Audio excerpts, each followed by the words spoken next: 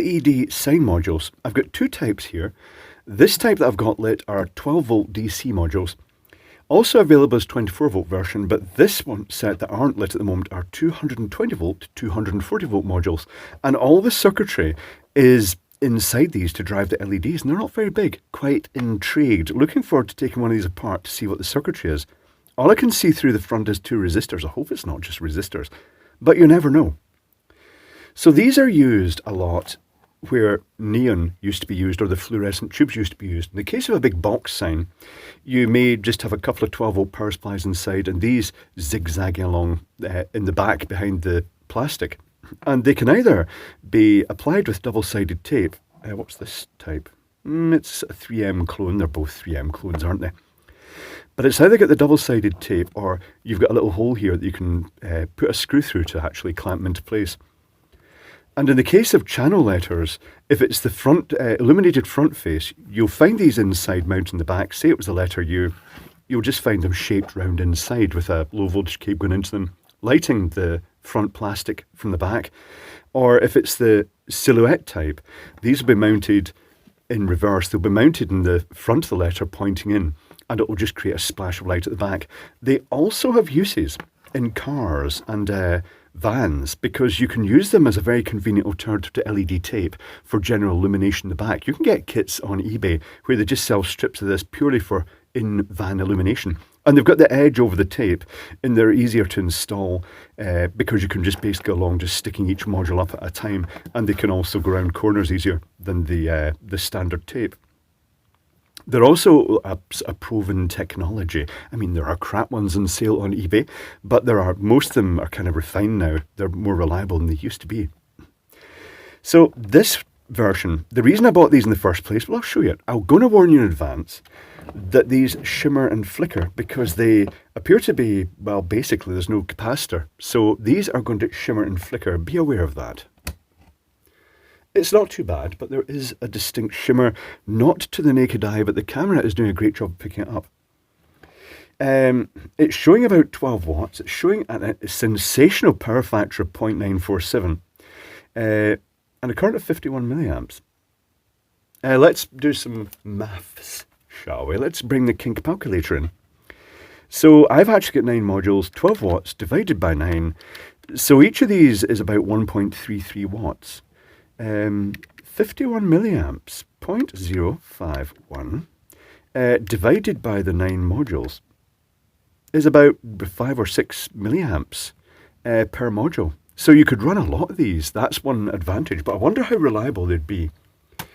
In the sense that, you know, if one module went down, if it went bang, and something failed, like a rectifier or some other electronic component, it could actually take down the whole string and it'd be quite hard to find which one. That's the slight peril of that. But it gets rid of the need for the power supplies.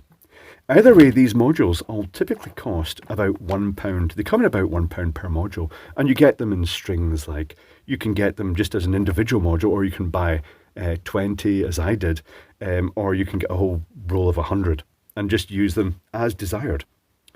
Right, well, tell you what, I've already had a go at trying to open one of these. They are sealed absolutely mega shut. They are fused together. So, and it seems the cables look like they're injection molded in. So I'm going to pause. I'm going to try and take these to bits. One moment, please. Well, that was incredibly messy. I ended up having to literally Dremel them out to get into this. Very difficult. The plastic is so fused on it. It must be similar plastics to make sure that the injection molding, they fuse together really well. And it's interesting to note that because they are injection molded in, the circuit board for the 240 volt one has electronic components in the back as a linear regulator. And you can actually see the outline. When I peeled it off, it lifted one end of the bridge rectifier, because the components themselves were embedded tightly into the plastic. It's quite an interesting construction. But anyway, let's analyse the circuitry.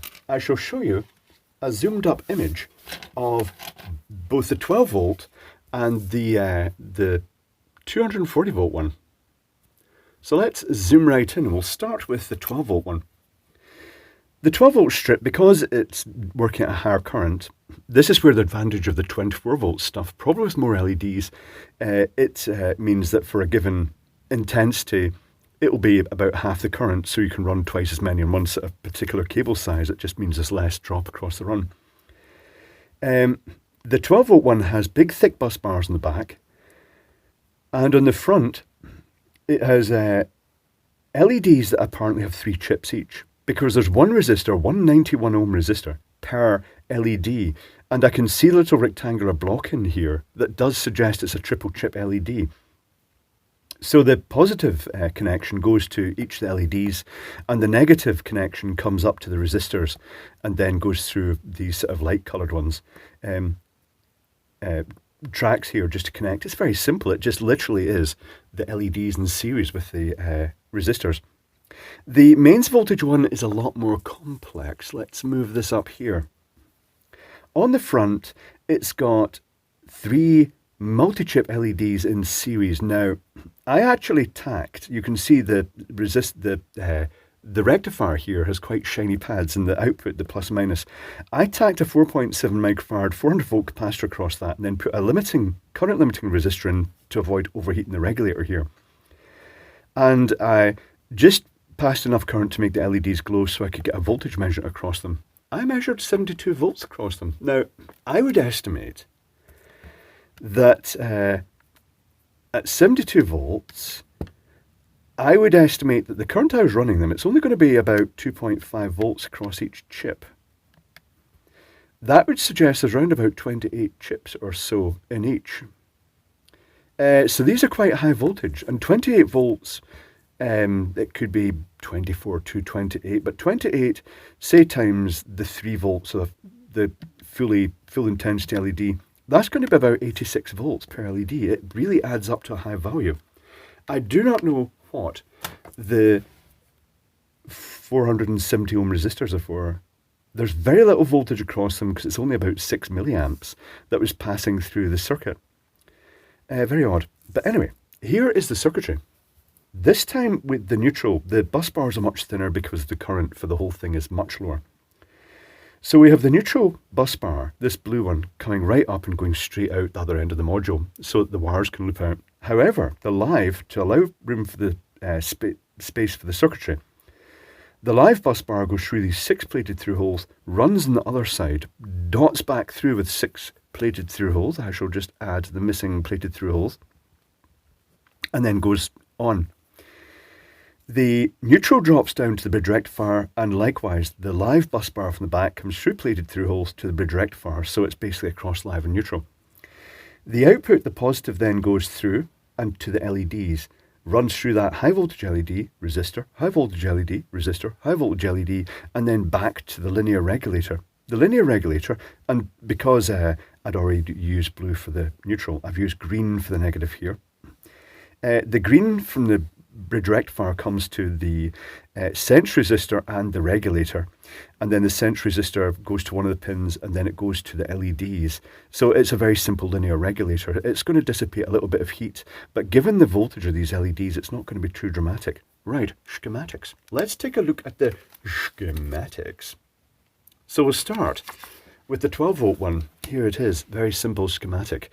The bus bar is going through. Each of these is one LED, but it's actually got 3 chips in it. In the case of these ones, it looks like a continuous chip, so I'm guessing it's going to be the one that has a little line like that, leading to another line like that, another line like that, and then a pad going out with just a bond wire going onto each end. And they're all basically on the same substrate, but they're divided into multiple chips. In the case of the other one, it's probably the array would be much more complex. It's going to be a massive array of chips that just basically just zigzag backwards and forwards from one end to the other with like a connection point at each corner. It seems a common way of doing things these days. Super high voltage LEDs, it's actually the best way to run them on the high voltages. I screwed up here. I've put the full current, but it's about 35 milliamps. You can see where I've used the tip-X to hide my error. But it's about 35 milliamps running through each of these. I measured 107 milliamps, which was roughly 1.3 watts. Did I say 1.7 milliamps? That it would, 107 milliamps. I noted that if you turn the voltage down from 12 volt, I always recommend doing this, to 11 volts. This is where it's really handy having the power supplies with the adjustable voltage. I tend to use Meanwell because they do usually have the little voltage adjuster on them, even the waterproof ones. But if you turn it down to 11 volts, it drops from 107 milliamps down to 80 milliamps, which is only 0.3 watts per LED, which is a significant drop. But the intensity, when you turn it down from 12 to 11 volts, the intensity doesn't visually drop that much, but the lifespan will go up as usual. Let's take a look at the much more interesting. It's simple. It's ridiculously simple, the mains voltage one. It lacks a capacitor, but you know what? The capacitor is the bit that would fail. We have the live bus bar going from one end to the other. We have the neutral bus bar going from one end to the other. We have the bridge rectifier just tapped across those, and then the positive going through LED, resistor, LED, resistor, LED, and then to this little current regulating chip, which has a non-standard number. Let me see if I can read that. Let me see if I can read that number. IBMCKCT. I drew a blank on that and then that looks like a custom number. The only other number on it looked like a date code. But that's one of those little current regulations, like regulators, that the current goes through the LEDs and then it goes through this resistor and it measures the voltage across the resistor to limit it to that 6 or so milliamps that it is running. And these LEDs, they are the 72 volt LEDs.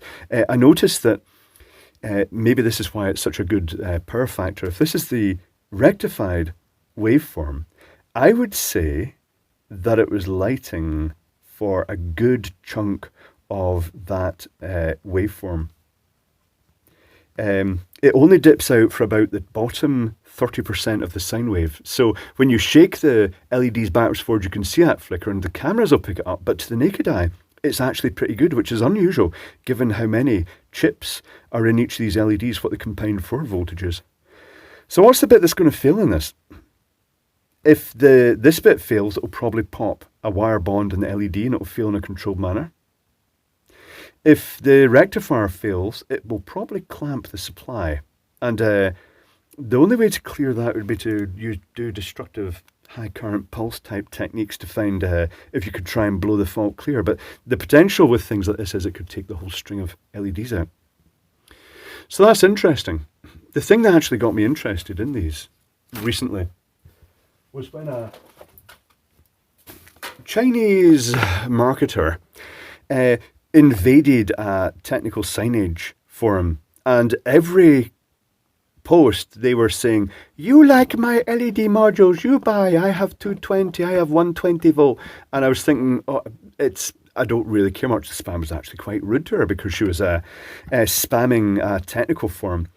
But I thought, what's in these? And I actually looked online and found some on eBay and bought some. And it turns out the circuitry is very different to what I was expecting.